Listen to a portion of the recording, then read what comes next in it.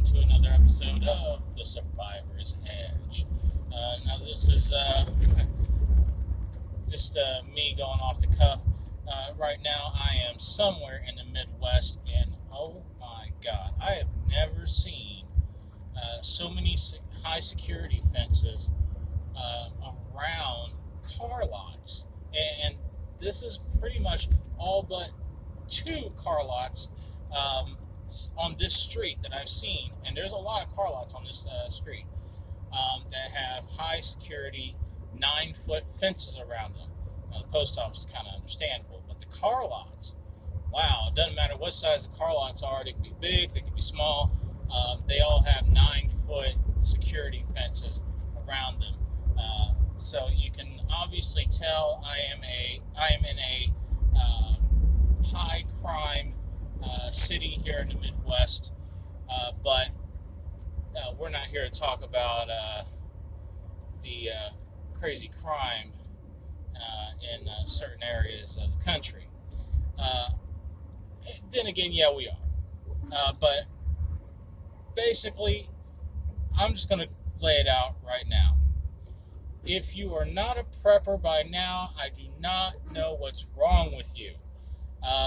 We have had all kinds of SHTF situations happen within the last year. And I swear to God, I still have friends that are sleeping on this whole thing.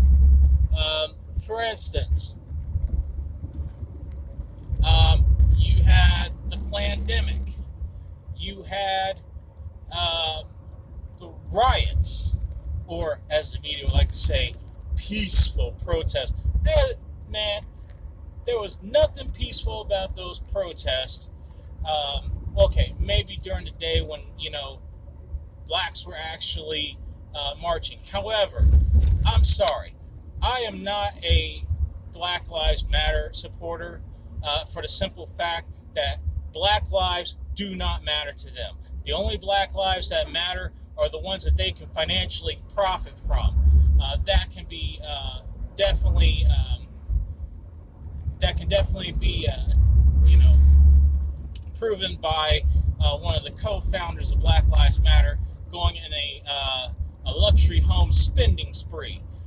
I'm just curious, out of all that money that Black Lives Matter collected, how much of that went to these families of the people that you guys actually went and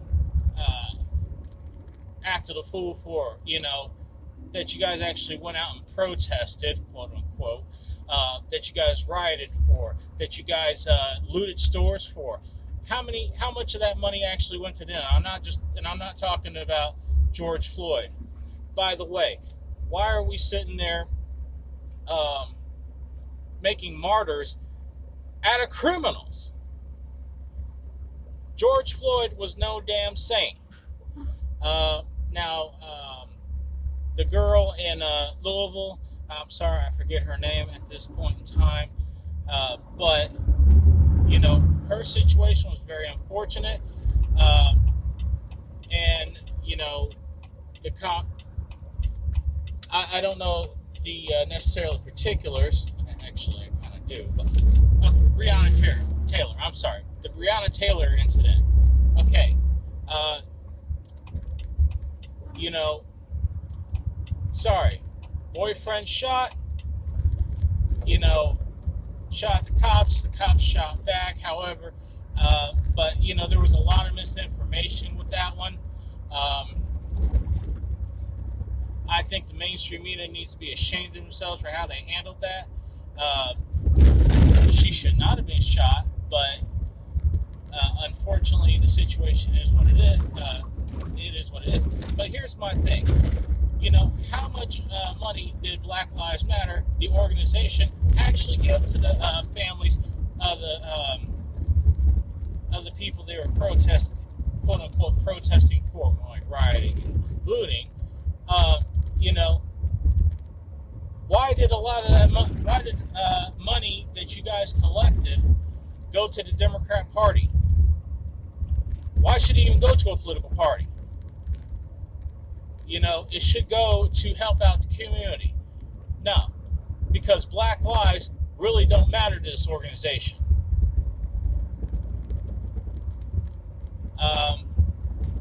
Because if they did, they'd be sitting there holding a weekly vigil for all the people that are gunned down in cities like Chicago. Okay, by now you kind of figured I'm there in Chicago right now. But that's what I'm trying to say. If black lives really matter to this organization,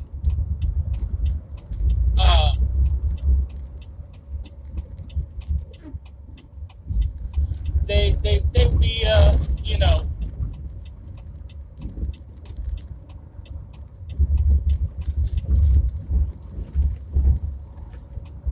they'd actually be protesting all the gun violence in cities like Chicago.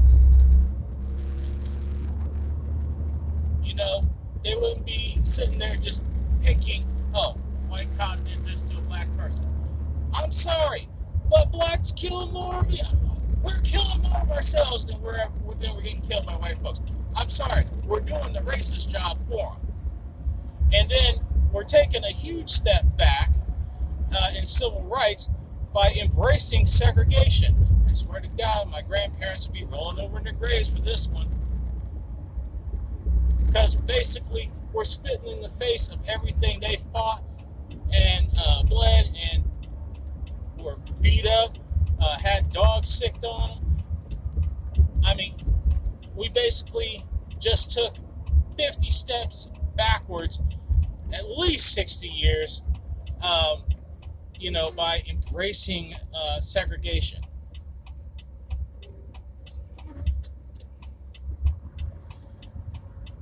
So it's ridiculous. But anyways, that's neither here nor there. I digress. My thing is, if you're not a prepper by now, with all these riots, with this pandemic, with the hacking of the pipeline, which I think was a false flag, or the power outage in Texas over the winter, over in the South. I mean, if that hasn't made you think, maybe I should prep for an emergency, I don't know what else to tell you, because that should have convinced you to maybe I should stock up for an emergency. Maybe I should check out the FEMA website and at least get an idea. Maybe I should watch channels like this, get an idea of how to prep and so on and so forth. But I got a friend. He's still lost. I mean, he's he done gotten his stimulus. He's on his unemployment, even though he really don't have to be. But he's making more money on unemployment than he would be if he's working. And of course, my thoughts to him is, well, not just mine, but our friends and I have all said, dude, you should get out there, get back to driving, or just get a job. That way, you're not stuck on the government teeth. Because what happens if the economy collapses? Oh, that won't happen. Oh, you don't think so? Okay. All the signs are there. I'm sorry, dude. You need to invest some money into this. Oh no, it'll be alright, man. Okay, whatever. All I can say is, good luck, buddy. Don't come crying to me when everything goes to hell in a handbasket and you weren't prepared. I warned you. They warned you. And they're not even, and our other buddies aren't even preppers. But, that's neither here nor there.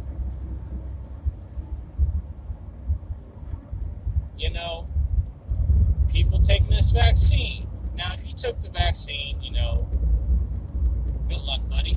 I mean, I look at it this this way, and my wife actually pointed this out. This CEO prepper happens to be a nurse, and she happened to throw some knowledge on me, and I knew this, but she was like, look, vaccines take years to develop, and they go through tons of tests and trials. They developed this thing in 6 months. What kind of tests could they have done to know the long-term effects? We are now the human guinea pigs. We are the human lab rats. You got a bunch of people out there that then went from sheeple to lab rats. But I digress.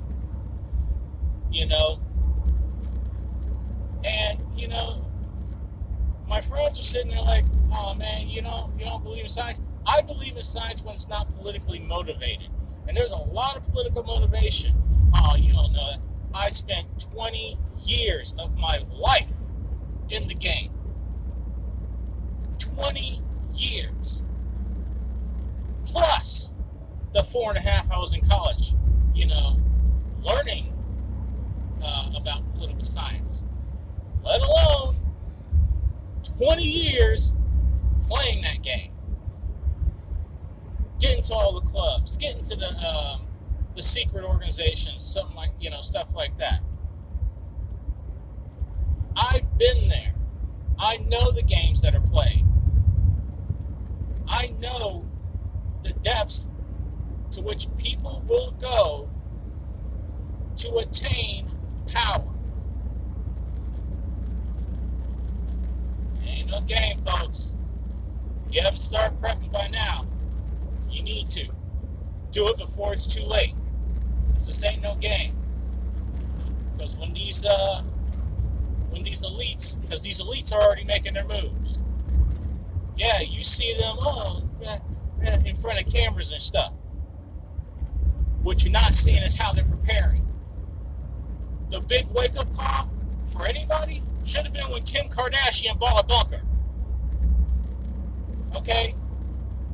And I always thought she was kind of a bimbo.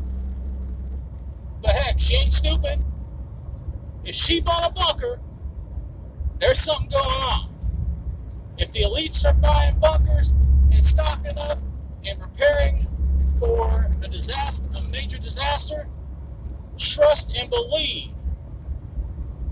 You need to quit moving an eye and seeing, okay, what can I do to protect my family?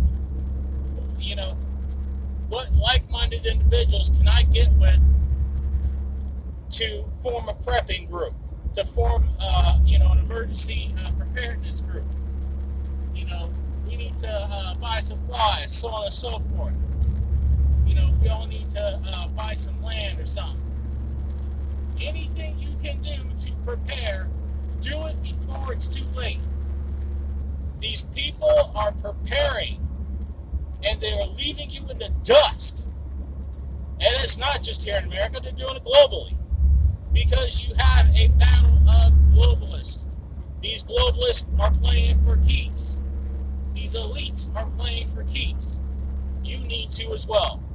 Because they don't care about you. That's the truth. Sorry if it hurts. But it is what it is.